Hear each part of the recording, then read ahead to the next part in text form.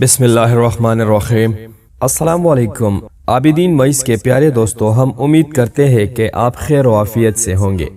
ہماری دعا ہے کہ اللہ کریم آپ کو اپنی حفظ و امان میں رکھے، آمین۔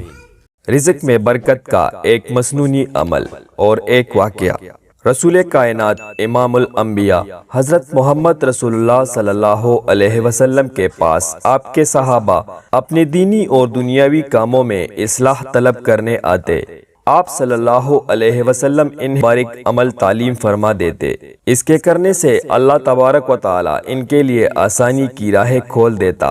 ایسے ہی ایک صحابی اپنی کیفیت آقا کے دربار میں بیان فرما رہے ہیں اور پیارے آقا صلی اللہ علیہ وسلم اسے پاکیزہ عمل بتا رہے ہیں۔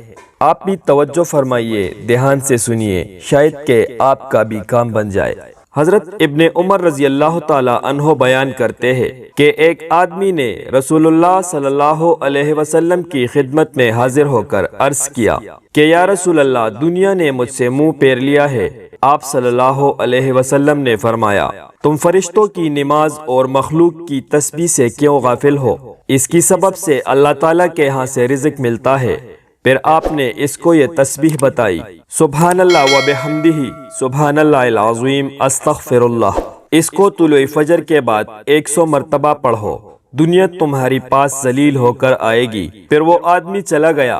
کچھ دن گزر گئے، پھر حضور صلی اللہ علیہ وسلم کی خدمت اقدس میں حاضر ہو کر عرض کرنے لگا، اے اللہ کے رسول صلی اللہ علیہ وسلم، اب تو میرے پاس اتنی دولت آ گئی ہے کہ اسے رکھنے کی جگہ ہی میرے پاس نہیں۔ سبحان اللہ۔